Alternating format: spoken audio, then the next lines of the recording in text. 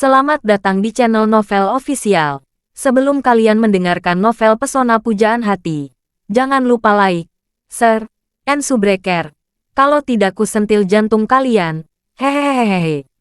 Tanpa lama-lama lagi langsung saja kita masuk di alur cerita novelnya. Bab 2051. Pada saat ini, Jasmine sangat kesal.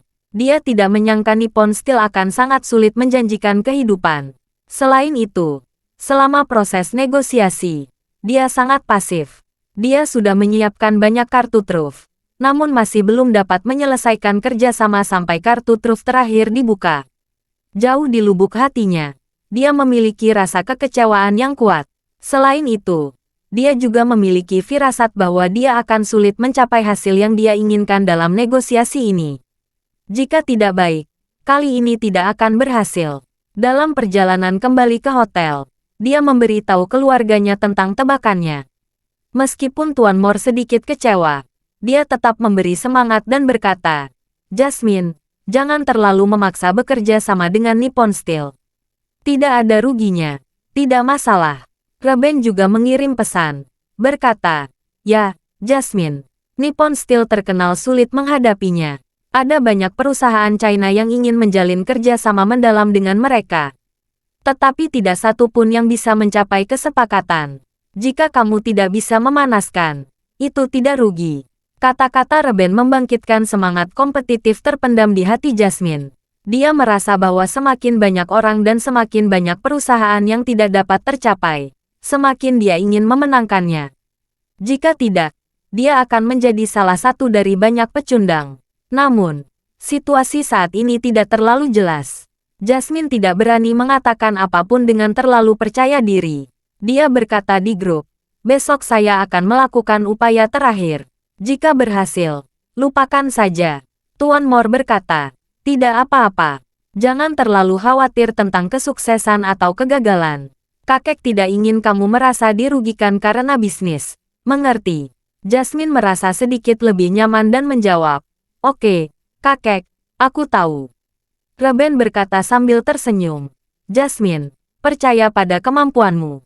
Percayalah saat kamu bangun besok pagi, kamu akan mendapat kabar baik penandatanganan dengan Nippon Steel."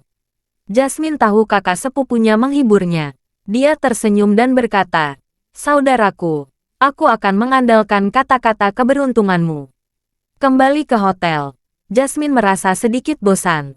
Dia bahkan tidak makan malam, hanya berdiam diri di dalam ruangan. Dia melihat kembali rencana yang dia tulis berulang kali, mencoba mencari tahu mengapa Nippon Steel tidak bisa mengesankan. Karena terlalu tenggelam, Jasmine tidak menyadarinya sudah pukul 10 malam. Pada saat ini, bel pintu ruangan berbunyi. Dia berdiri, berjalan ke pintu, melihat melalui mata kucing di pintu.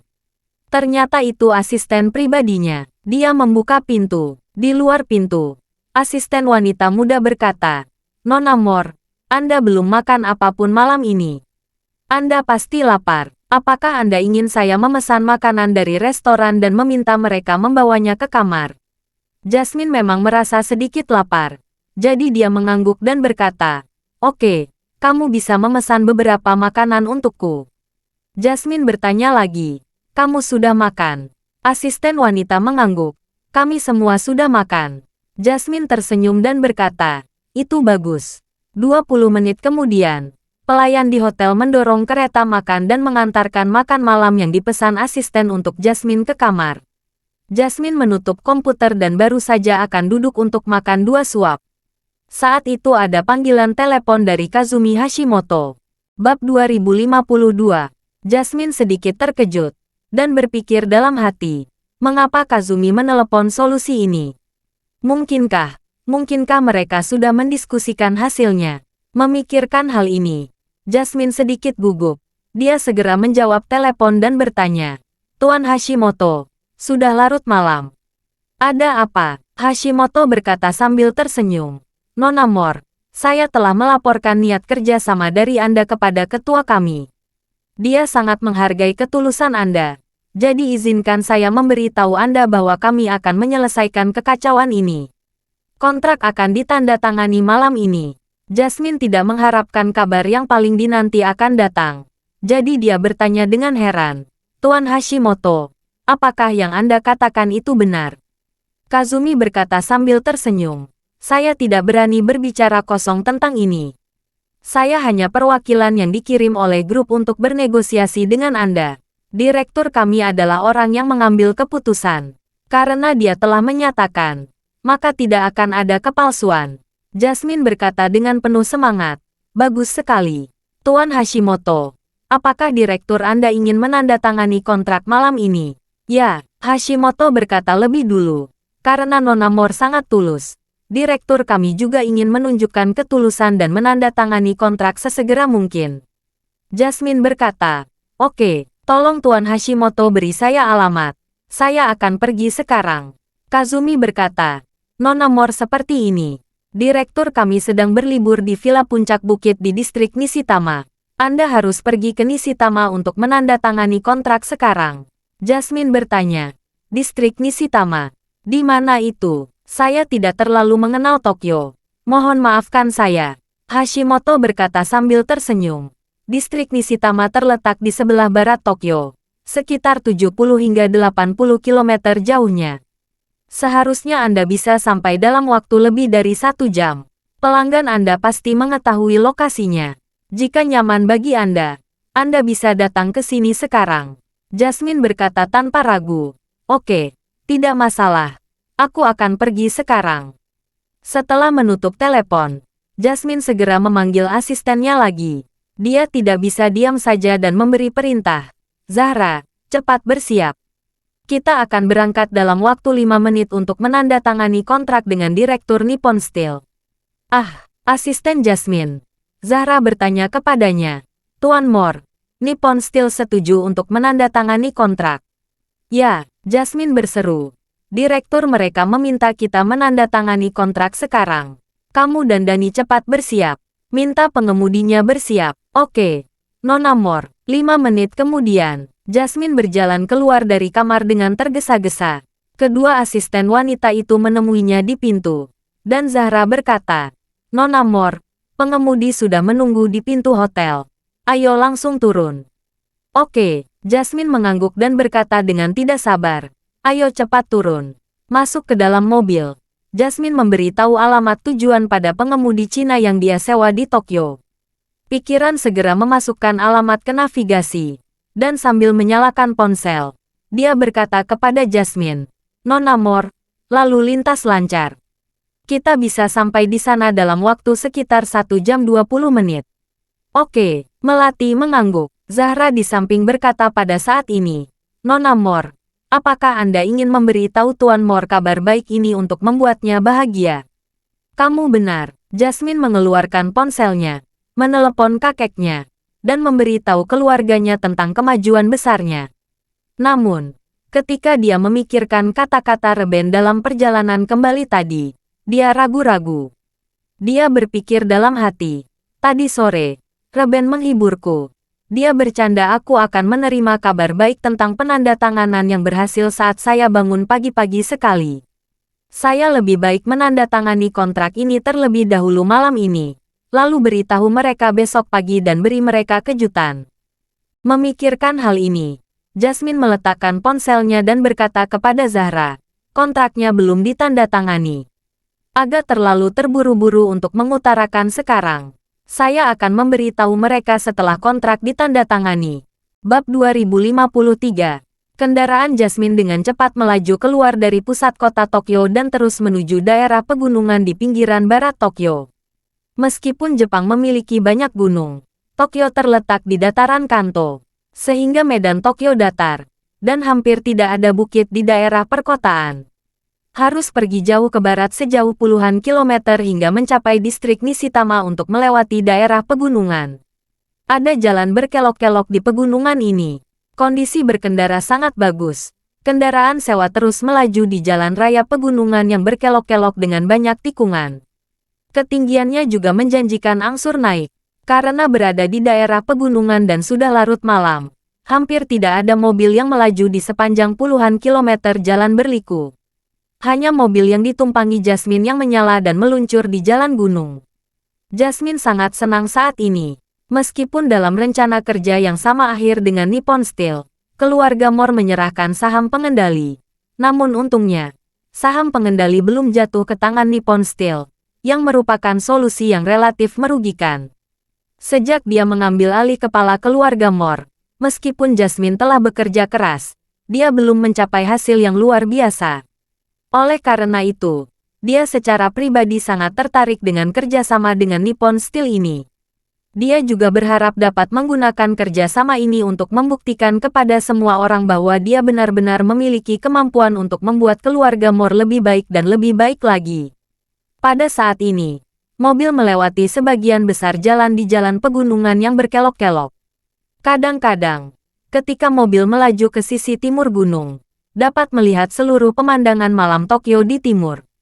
Zahra, yang duduk di sebelah Jasmine, mengeluarkan ponselnya dengan penuh semangat, dan sambil mengambil gambar pemandangan di luar jendela.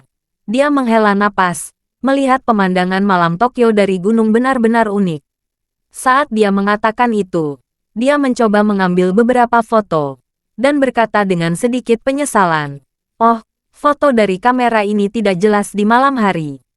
Saya tidak dapat menangkap suasana ini sama sekali." Jasmine tersenyum kecil dan berkata, "Jika kamu mengambil gambar di malam hari, cahayanya terlalu lemah. Kamu memerlukan waktu pencahayaan yang lebih lama. Jika kamu benar-benar ingin memotret pemandangan malam seperti ini, kamu harus mencari tempat dengan pemandangan yang luas. Gunakan kamera DSLR dan tripod, dan gunakan waktu eksposur yang lama. Ini cara untuk memotret suasana seperti ini." Zahra berkata dengan terkejut, "Nona Moore, Anda tahu fotografi?" Jasmine tersenyum dan berkata, "Saya pernah ikut berbagai klub hobi saat kuliah. Kemampuan menyanyi dan menari saya kurang, jadi saya memilih fotografi." Zahra tersenyum dan berkata, "Saya akan belajar dari Anda jika saya memiliki kesempatan." Jasmine mengangguk dan berkata, "Jika kontrak berhasil ditandatangani, kita akan beristirahat di Tokyo selama beberapa hari dan bersantai. Saya akan membeli DSLR dan tripod. Kita bisa datang ke sini lagi untuk memotret pemandangan malam." "Bagus sekali," Zahra berkata dengan riang. "Dengan cara ini, aku bisa berjalan-jalan di Tokyo dan melihat-lihat." Tepat saat dia berbicara, kendaraan memutar tikungan berbentuk U di jalan raya Panshan. Memutar melambat saat memutar tikungan. Setelah berbelok perlahan dan mantap, tiba-tiba terdengar suara gemuruh rendah datang dari depan. Menyalakan lampu jauh, dia tercengang saat melihat sebuah truk berat yang terisi penuh berada di tengah jalan. Truk itu meluncur ke arah mereka dengan kecepatan tinggi melalui jalan menurun. Truk itu sangat besar, dan akan menuruni bukit dengan kecepatan tinggi. Di jalan pegunungan seperti ini, begitu terjadi tabrakan, konsekuensinya akan menjadi bencana. Petugas terus menyalakan lampu dan membunyikan klakson, tetapi truk itu tidak bereaksi. Yang lebih menakutkan adalah jalan gunung itu sangat sempit. Hanya ada 2 jalur kiri dan kanan. Dan truk itu meluncur di tengah jalan. Tidak ada ruang bagi mobil sewaan untuk menghindar. Ketika Jasmine melihat ini, beberapa pertanyaan muncul di benak. Apa yang terjadi dengan truk itu? Mengapa tidak melambat? Sebelum dia bisa mengerti, mobil itu menabrak bagian depan mobil sewaan mereka dengan keras. Karena truk besar ini meluncur dari atas dan syarat muatan, truk ini memiliki tonase yang besar dan inersia yang besar. Mobil sewa yang Jasmine tumpangi di depannya seperti selembar kertas. Bab 2054. Tabrakan yang tiba-tiba itu langsung membanting dan menekan kompartemen mesin mobil sewa ke kursi depan. Pelanggan dan asisten yang duduk di co-driver tewas seketika di tempat. Jasmine duduk di kursi tengah mobil sewa dan menggunakan sabuk pengaman. Pada saat tabrakan, dia terikat erat ke kursi. Namun, masalahnya, Jasmine masih tercekik oleh sabuk pengaman karena kelembaman yang sangat besar saat tumbukan. 4 tulang rusuknya patah, dan Zahra di sebelah Jasmine tidak memiliki keberuntungan seperti itu. Dia sedikit kendur ketika dia masuk ke dalam mobil, dan dia berpikir dia tidak perlu menggunakan sabuk pengamannya ketika duduk di belakang. Pada saat tabrakan, dia melayang dan menabrak bagian belakang kursi penumpang depan. Kepalanya terbentur dan mengeluarkan darah. Dia langsung kehilangan kesadaran dan mengalami koma yang dalam. Karena tulang rusuknya retak, Jasmine merasakan sakit yang parah di seluruh dadanya. Sebelum dia bisa mengatur napas, seluruh bagian depan mobil sewa itu hancur dan didorong oleh truk besar itu. Karena dua depan mobil sewa sudah hancur bersama dengan roda hub, ada percikan di bawah bagian depan mobil karena diinstal dengan aspal. Jasmine menoleh ke belakang dengan susah payah. Dia merasakan hawa dingin di sekujur tubuhnya. Bagian belakang mobil sudah berbentuk huruf U. Truk besar itu jelas ingin mendorong mobil yang dia tumpangi jatuh ke jurang. Ketinggian di sini setidaknya ratusan meter. Tidak peduli mobil jenis apa yang jatuh dari tebing tertinggi itu, mobil itu akan hancur. Dan orang-orang yang duduk di dalam mobil juga akan mati. Pada saat ini, dia menyadari semua ini bukan kebetulan. Truk besar ini sengaja tidak menyalakan lampunya, sengaja melaju di tengah jalan, sengaja menabrak mobilnya di jalan yang menurun. Dan setelah tabrakan, truk ini tidak melambat sama sekali. Bahkan menginjak pedal gas, mencoba mendorong mobilnya ke dalam jurang. Pada saat ini, dia tidak bisa lagi memikirkan siapa yang berada di balik pembunuhan ini. Karena dia tahu bahwa hidupnya mungkin hanya tersisa kurang dari 1 menit. Dia tidak pernah menyangka dia akan meninggal di negara asing pada hari ini di tahun-tahunnya yang luar biasa. Ada rasa sedih yang kuat yang tiba-tiba muncul di hatinya. Pada saat ini, hal pertama yang muncul di pemikiran bukanlah dirinya sendiri, atau kakeknya dan kerabat lainnya. Yang dia ingat adalah pria yang selalu bertahan di hatinya, Charlie. Dia bertanya-tanya dan berpikir, saya kira saya memiliki jalan panjang dalam hidup. Saya bisa menunggu Tuan Wade beberapa tahun atau bahkan lebih dari 10 tahun. Tidak akan ada masalah. Tetapi siapa kira hidup saya akan berakhir dengan jatuh ke jurang. Saya akan mati sebagai seorang tamu di negeri asing. Memikirkan hal ini, Jasmine sudah penuh air mata. Dia menahan rasa sakit yang parah di dadanya. Mengeluarkan teleponnya. Membuka avatar Charlie di atas. Lalu mengklik tombol untuk pesan suara. Saat ini, sewa mobilnya telah didorong ke tepi jurang. Jasmine melihat ke telepon dan menangis. Tuan Wade, aku sangat mencintai. Jika masih ada kesempatan, aku akan menjadi wanitamu di kehidupan selanjutnya. Begitu kata-kata terucap, mobil telah sepenuhnya terdorong dari tepi tebing, dipenuhi dan jatuh ke dalam jurang. Bab 2055. Ketika mobilnya berputar dan jatuh dari tebing, Jasmine sudah sangat tegang. Namun, semakin pada titik kritis hidup dan mati ini, semakin sadar otaknya. Otaknya berputar cepat saat ini, dan dia memikirkan banyak hal sekaligus. Kecepatan berpikirnya begitu cepat, seolah-olah waktu telah melambat. Ketika kendaraannya menabrak batu di tepi tebing, Jasmine merasa seluruh tubuhnya tersapu oleh benturan keras. Tapi sepi dia masih duduk di kursi mewah mobil sewa ini. Kursi ini sangat nyaman dan aman. Dan yang terpenting bagian bodi kontaknya sangat empuk. Bagian lembut kursi mengurangi dampak besar pada tubuh. Seperti meletakkan telur di dalam kotak yang dibungkus kapas. Faktor keamanan sangat meningkat. Namun karena alasan ini, Jasmine masih memiliki inersia yang sangat besar ketika terjadi tabrakan. Sampai-sampai dia hampir pingsan. Inersia besar itu bahkan meremas organ-organ internalnya bersama-sama. Rasa sakitnya di luar imajinasi. Tetapi pada saat inilah dia tiba-tiba memikirkan sesuatu. Sesuatu yang selalu dia bawa di tubuhnya. Pada saat ini, setelah kendaraan menabrak batu, mobil memantul beberapa meter di udara, dan kemudian terus beredar ke bawah. Jasmine, sambil berputar dengan cepat, mencoba yang terbaik untuk memasukkan tangan ke dalam saku pakaiannya. Segera setelah itu, dia mengeluarkan sebuah kotak kayu seukuran kotak cincin. Karena tubuhnya masih menggelinding, dia hanya bisa meraih kotak kayu dengan putus asa dengan kedua tangannya. Saya tidak berani bersantai, karena takut kotak kayu itu terlepas dari tangan. Dia tahu, apa yang ada di dalam kotak kayu ini adalah satu-satunya penyelamat hidupnya. Jasmine dengan cepat membuka kotak kayu, dan sebelum kendaraan akan menumbur tebing lagi, dia memasukkan pil obat yang disimpan dalam kotak kayu ke dalam mulut. Memperkenalkan, kali ini, kendaraan itu menabrak lebih parah. Kendaraan itu langsung menghadap ke bawah dan menabrak batu besar. Dalam sekejap, pintu mobil di sisi kanan Jasmine hancur berkeping-keping. Tumburannya sangat kuat sehingga pintu mobil yang tersembunyi menghantam langsung lutut kanan Jasmine, dan bahkan mematahkan kaki kelemahannya. Rasa sakit yang parah menyebabkan Jasmine berteriak kesakitan. Mobil mulai dipaku dengan keras di lereng curam penuh bebatuan. Saat kendaraan didirikan, Zahra membentur bagian dalam mobil berulang kali. Seluruh tubuhnya sudah mengerikan, dan dia sudah kehilangan nyawanya. Jasmine menyaksikan berbaring guling di dalam mobil. Dia ingin membantu, tetapi dia tidak bisa menjaga dirinya sendiri. Dia hanya bisa menyaksikan. Dia langsung menangis. Ketika mobil terlempar ke udara lagi, pintu dan jendelanya sudah benar-benar hancur karena kecepatan rollover. Tubuh Zahra pun terlempar keluar jendela. Jasmine menangis dan menangis. Dia sangat terluka. Hampir semua otak, organ dalam, dan anggota tubuhnya rusak parah.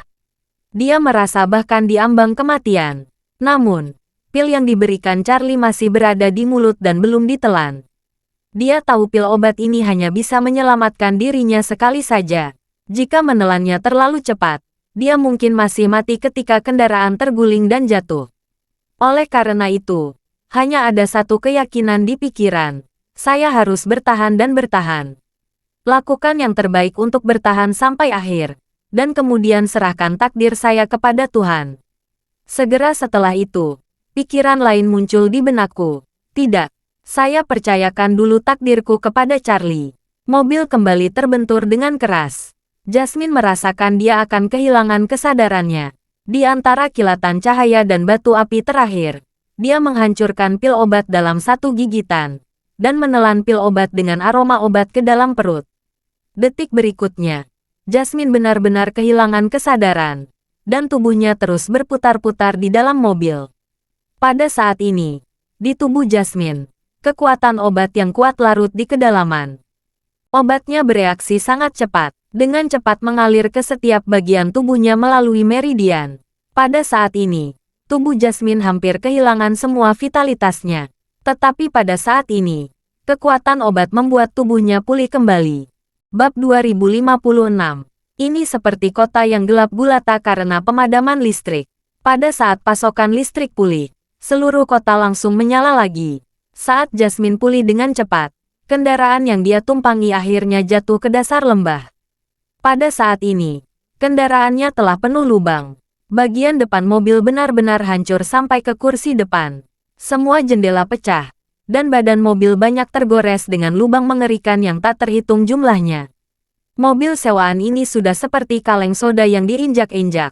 Kesadaran Jasmine terus pulih. Tulang rusuk yang patah, tulang kaki, lengan, serta luka di tubuhnya, otak yang rusak, dan organ dalam semuanya dengan cepat mendapatkan kembali vitalitasnya.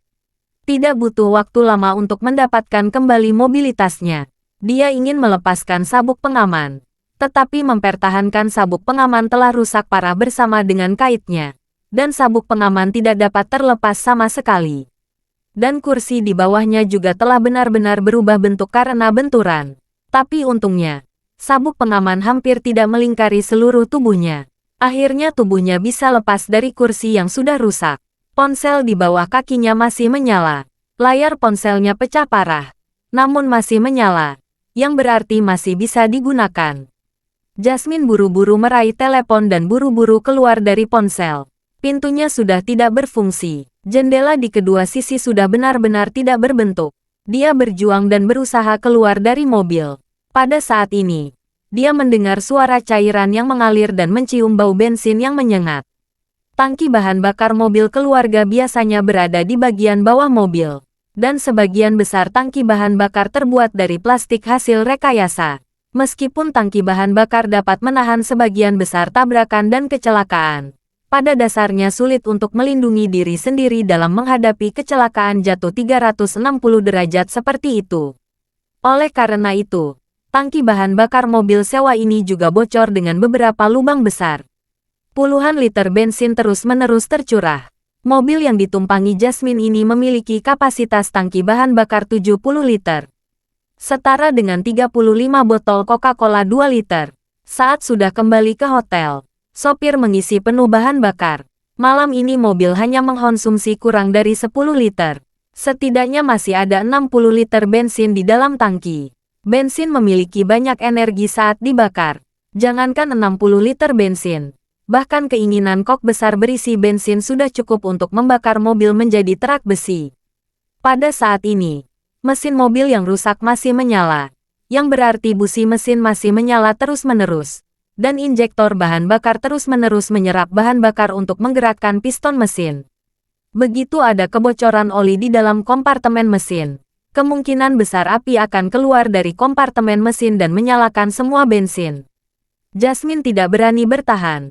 Meskipun dia dikelilingi oleh hutan lebat dan rumputan, dia harus berusaha masuk ke dalam hutan untuk mengamankan dirinya. Tepat ketika dia berjarak sekitar 10 meter, api yang kuat tiba-tiba meledak di belakangnya. Bensin mulai terbakar dari kompartemen mesin, memicu kebocoran bensin.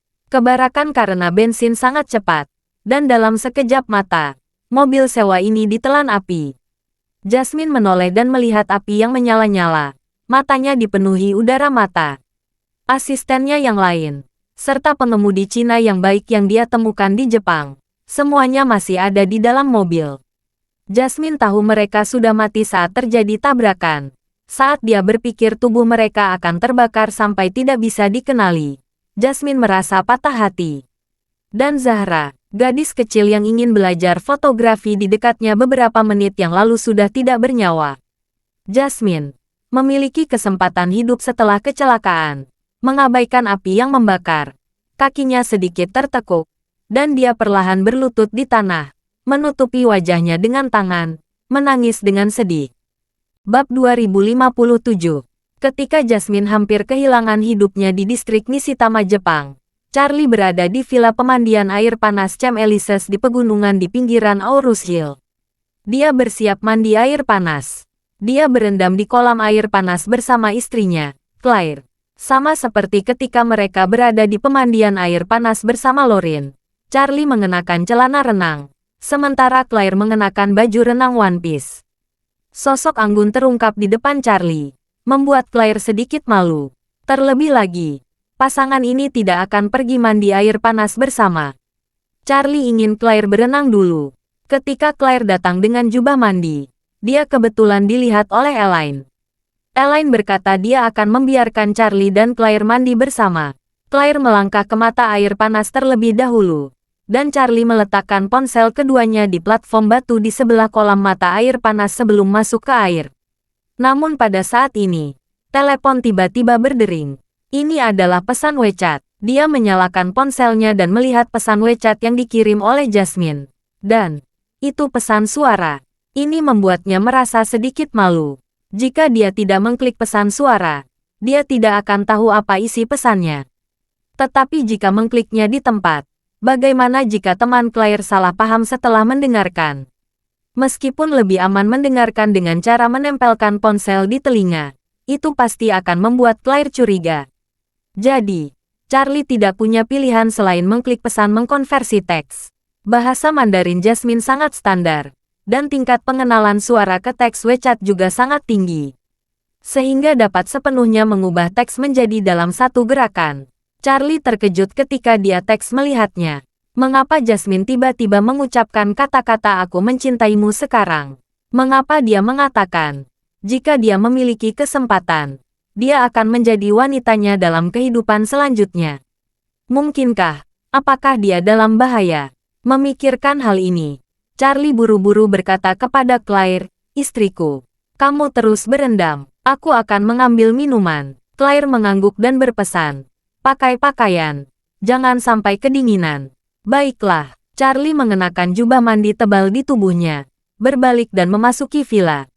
Baik Jacob dan Elaine sudah kembali ke kamar masing-masing untuk beristirahat, Charlie langsung menuju ruang tamu. Segera setelah itu, suara sedih dan putus asa Jasmine terdengar. "Tuan Wade, aku sangat sayang. Jika masih ada kesempatan, aku akan menjadi wanitamu di kehidupan selanjutnya." Dalam pesan suara ini, selain suara Jasmine, juga ada suara benturan keras. Suara keras berasal dari antara logam dan bebatuan, dan deru mesin.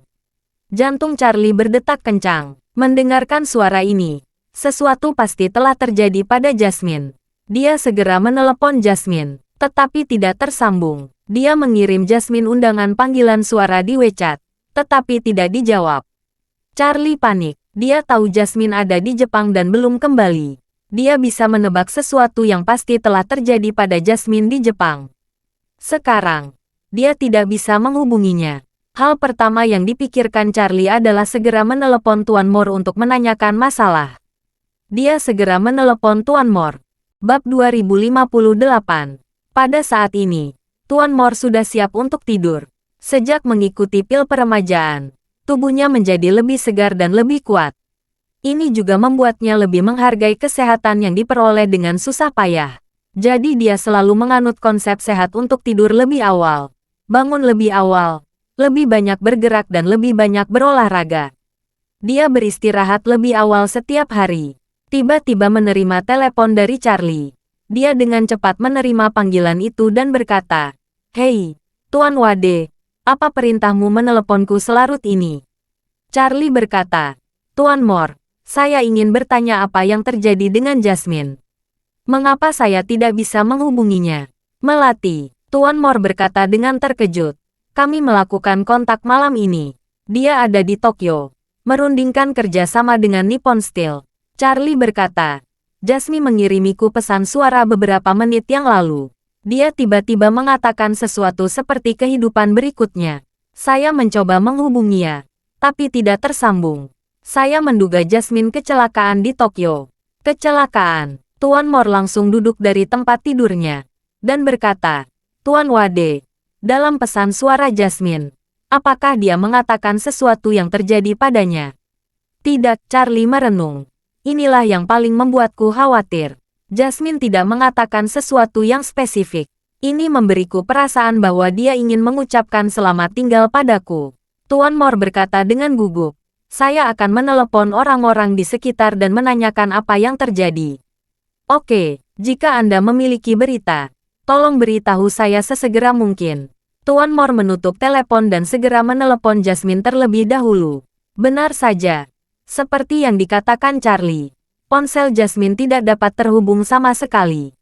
Tuan Moore tertegun. Dia segera menelepon Zahra, asisten Jasmine. Zahra adalah orang kepercayaan Jasmine dan tangan mencurigakan. Jika sesuatu terjadi pada Jasmine, dia harus tahu. Namun, apa yang membuat Tuan Moore semakin gugup adalah Zahra juga tidak bisa dihubungi. Tuan Moore benar-benar panik sekarang. Dia segera memanggil Reben dan berkata, "Reben, segera datang ke kamarku. Sesuatu terjadi pada Jasmine." Semenit kemudian, Reben masuk dengan panik. Begitu dia memasuki pintu, dia berkata dengan gugup dan bertanya, "Kakek, apa yang terjadi dengan Jasmine?" Tuan Moore berkata dengan gugup, "Jasmine hilang kontak. Saya telah menelepon dia dan Zahra, tetapi tidak ada satu kata pun dari mereka yang menerima telepon saya." Saat dia mengatakan itu, Tuan Moore bertanya lagi, "Reben, berapa banyak orang yang dibawa adikmu ke Jepang?" Reben berkata, "Sepertinya dia membawa 2 asisten dan seorang pengemudi lokal." Tuan Moore buru-buru bertanya lagi, "Selain Zahra, apakah kamu tahu siapa orang lain itu?" Reben berpikir dan berkata, "Sepertinya Sally."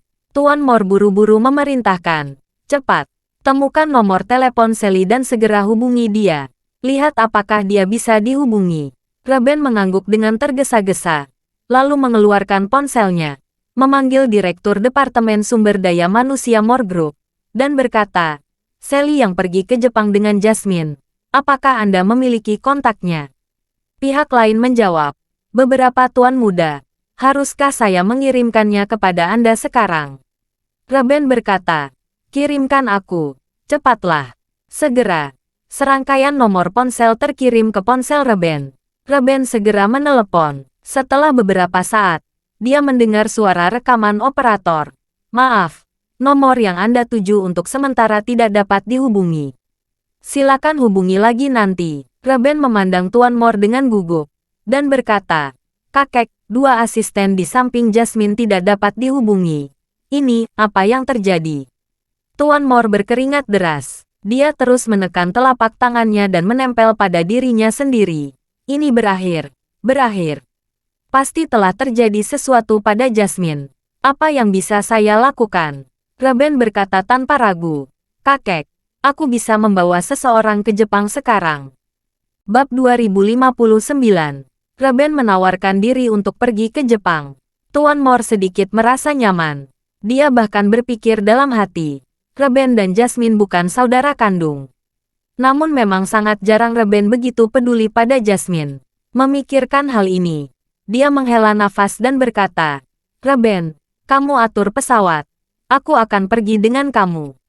Reben buru-buru berkata, Kakek, kamu tidak perlu pergi bersamaku.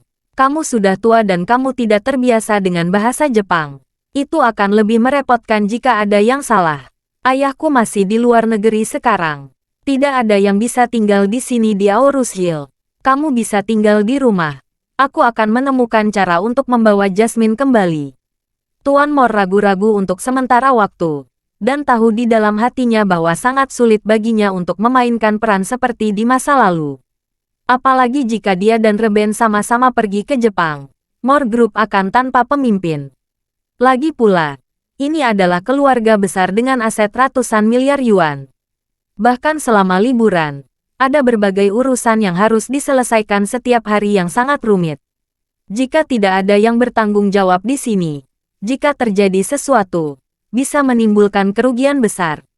Jadi, Tuan Mor sedikit mengangguk dan berkata, baiklah, saya akan tinggal di rumah.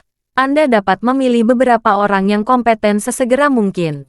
Segera berangkat, Reben berkata, Kakek, jangan khawatir. Saya akan mengatur semuanya. Segera setelah itu, Reben menghubungi beberapa asisten dan pengawalnya. Pada saat yang sama, dia juga mengatur pesawat di bandara, dan langsung berangkat ke Jepang dalam 1 jam. Tuan Mor menghubungi Charlie kembali dan berkata kepadanya, Tuan Wade, Jasmine dan orang-orang di sekitarnya tidak dapat dihubungi. Saya khawatir sesuatu terjadi pada mereka. Saya sudah mengatur Ruben yang pergi ke Tokyo. Charlie bertanya, apakah ada petunjuk? Tuan Mor menghela napas dan berkata, ya, tidak ada petunjuk. Saya meminta orang untuk bertanya kepada hotel. Pihak hotel hanya mengatakan bahwa mereka pergi dengan mobil lebih dari 1 jam yang lalu. Tetapi tidak ada yang tahu kemana mereka pergi. Charlie bertanya lagi, apakah Jasmine memberitahu Anda apa yang akan dia lakukan ketika dia keluar? Tidak, Tuan Mor berkata dengan sangat sedih. Jasmine kembali ke hotel dari Nippon Steel pada sore hari.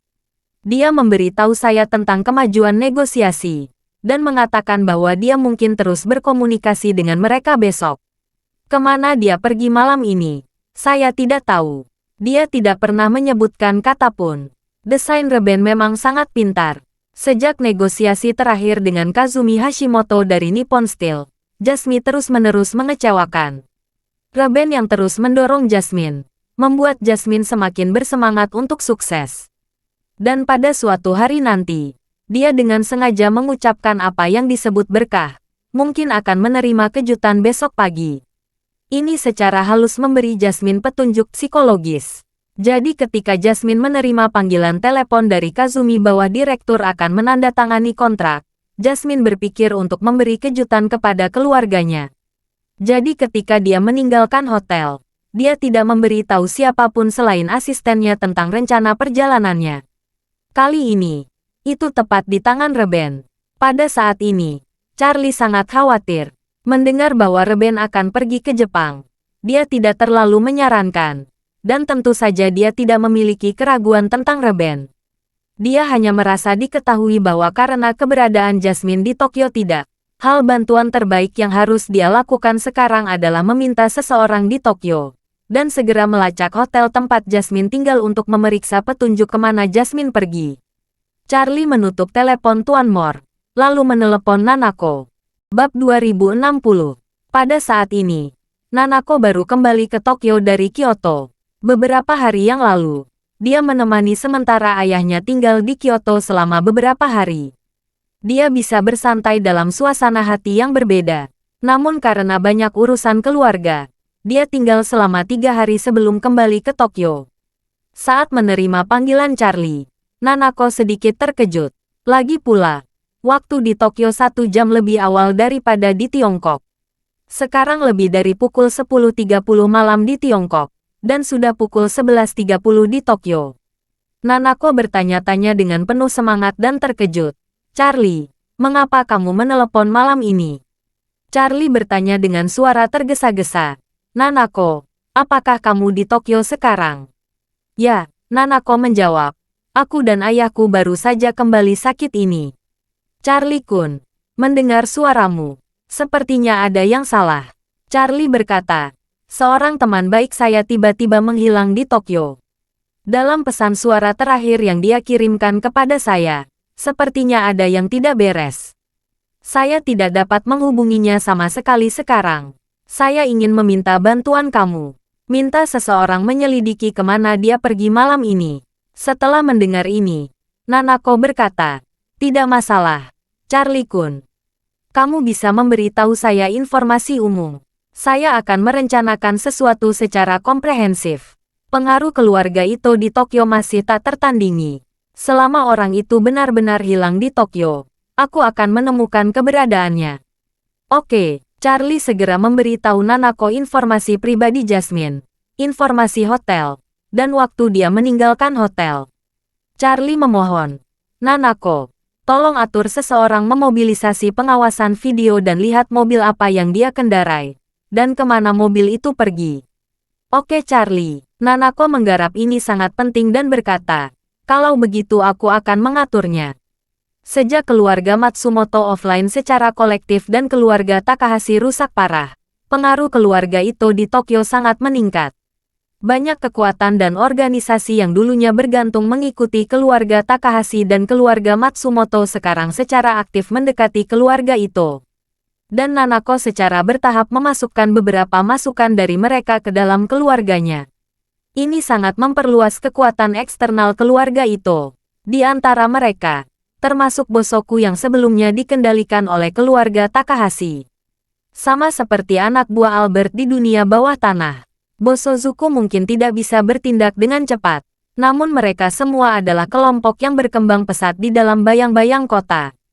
Mereka seperti tikus di selokan, dengan indera penciuman yang kuat dan tindakan yang cepat. Begitu mereka diperintahkan menemukan seseorang, mereka semua segera bergerak. Karena tempat terakhir Jasmine muncul adalah sebuah hotel di pusat kota, peralatan pemantauannya sangat lengkap. Oleh karena itu, kekuatan eksternal dari keluarga itu segera mengunci mobil yang disewa Jasmine melalui pengawasan video hotel saat dia pergi. Semua orang mulai mengikuti pergerakan mobil sedikit demi sedikit melalui sistem pemantauan. Karena keluarga itu memberi hadiah ratusan juta yen, mereka semua melakukan yang terbaik untuk menemukan petunjuk. Setiap kelompok berharap menjadi yang pertama menemukan keberadaan Jasmine. Saat ini, di lembah di distrik Nishitama di pinggiran barat Tokyo, Jasmine berjalan dengan hati-hati melewati hutan lebat di dasar lembah. Lembah itu memiliki kedalaman ratusan meter. Hanya ada tumbuh-tumbuhan besar dan hutan lebat. Juga ada gunung-gunung yang menjulang tinggi di kedua sisinya. Sehingga tidak ada sinyal ponsel sama sekali di dasar lembah. Pada saat ini, Jasmine hanya memiliki satu pikiran. Dia harus berjalan keluar dari gunung hidup-hidup, lalu meminta bantuan Charlie segera setelah ponsel mendapat sinyal. Saat dia berjalan melalui hutan lebat, dia berpikir, seseorang pasti telah sengaja membunuhku hari ini. Jika mereka diberitahu aku masih hidup, aku pasti tidak akan bisa meninggalkan Jepang hidup-hidup. Pada saat yang sama, ada kognisi lain di alam bawah sadarnya. Sekarang, tidak ada yang bisa menyelamatkan saya kecuali Tuan Wade. Terima kasih sudah mendengarkan cerita novel Pesona Pujaan Hati. Sampai jumpa di novel selanjutnya.